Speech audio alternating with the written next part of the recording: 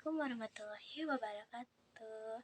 Halo teman-teman, perkenalkan nama saya Keira Cantika Novitasari atau juga Tepangkeun Nami Abi Keira Cantika Novitasari di kelas 7E. Abi pada nyaritakan tentang Sasakala Maung Panjalu. Selamat menonton ya teman-teman.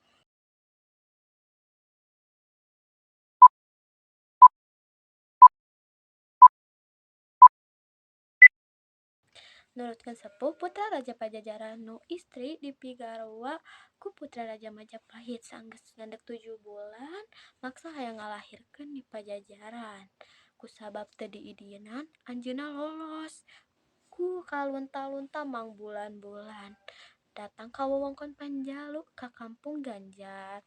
Nyi putri ngalahirkeun putrana kembar awewe hiji lalaki hiji. Santana diwadahan kana kendil terus disimpan di handapeun kai. Santan eta teh jadi kulah. Tah sanggeus kitu teh karena geus ngarasa jak-jak nyi putri teh lempang deui lah ka di ka Pajajaran. Sanggeus nepi barudak teh di ngaranan ku akina ngaranna Bongbang Larang sareng Bongbang Kancana. Kacaterkeun eta budak geus gede we hayang papanggih jeung bapana tapi ku indungna teu diidineun. Budak teh maksa terus budak ge ngaloloskeun deui. Anu ngalolos teh nepi we ka wewengkon Panjalu anu asalna maranehna lahir. Kabeneran teu jauh ti dinya aya saung Aki Pangebon sareng Nini Pangebon. Budak teh menta dahar teu kuat ku lapar. Nini Pangebon teh pak pikbek ngaliwat ku sabab eueuh cai.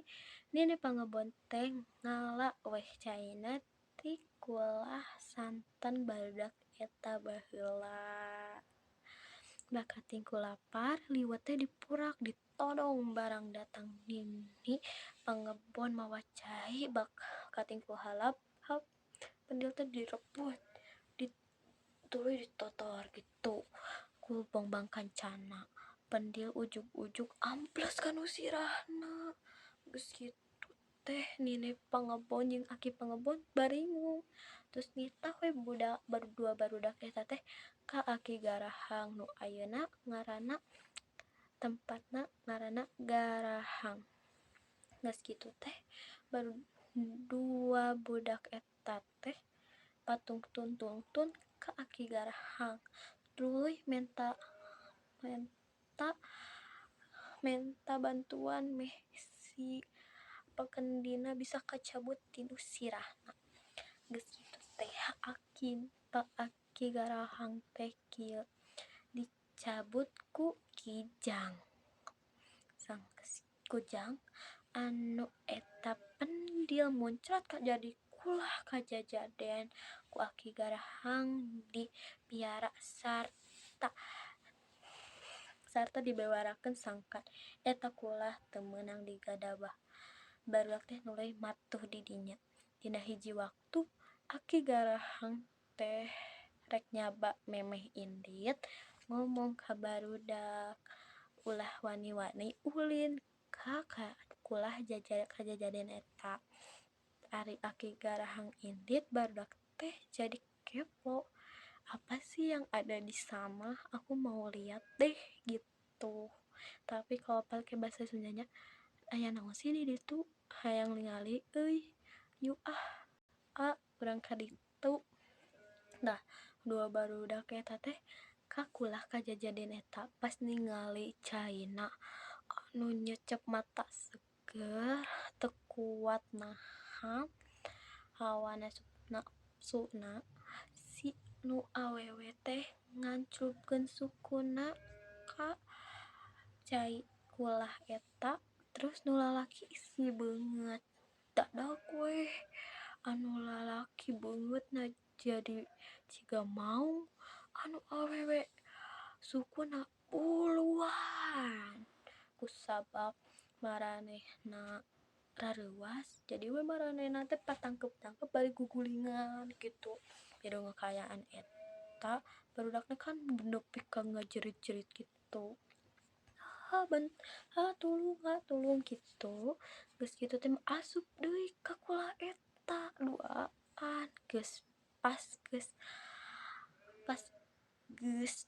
naik duanana geus jadi maung. Tuluy baralik deui ka saung Aki Garahang. Waktu Aki Garahang ningali, Aki Garahang geleng-geleng kepala barabat atuh budak teh nyaritakeun lalakonna ku Aki Garahang. Barudak teh dititah nyaritakeun lalakonna ka bapana, terus tuluykeun lalampahanna ka Majapahit. Barang datang ka hiji tempat nu loba oyong, dua mau kajajanten teh kabeulit ku ari oyong teu bisa lesot kapanggih ku nu boga kebon, terus dipalitkeun ka walungan asup kana gaul abus kana babadondon. Ku nu boga badondon dijait mau kajajana nyaritakeun lalakonna. Bari kaget kok aya maung nu bisa ngomong. Nu boga babandon teh ngalepaskeun dua maung kajajaden teh. Dua maung teh ngalanjutkeun deui perjalananna ka Majapahit. Datang ka Majapahit juluk-juluk datang ka karaton kalah dikepung. Sanggeus beunang tuluy nyarita ngariwayatkeun asal muasalna, terus diangkeun ku raja. Tidinya dua maung kajajaden teh dititah ngajaga di wewengkon asal. Nurutkeun sakaul loba kapantrangan anu asalna tina eta kajadian. Sakur katurunan Panjalu teu meunang nodong pendil, teu meunang melak sumawa, ngadahar oyong, teu meunang dahar lauk tina gaul. Lamun ngalanggar nya aya pantanganna atuh jeung aya matakna bising we ieu mah dibere nyaho ku abi. Ciri-ciri katurunanna ge aya ciri-ciri katurunan Bongbang Larang jeung Bongbang Kancana teh tina kuku. Aya kuku anu teu sempurna jeung jiga kuku leuweung. Sumber Sastra Lisan Sunda, Mitra, Fabel, dan Legenda. Sakitu we ti abi. Nuhun nuntos nepeka diem nonton tentang kisah Sasakala Maung Panjalu. Nuhun pisan nya. Wassalamualaikum warahmatullahi wabarakatuh. Dadah.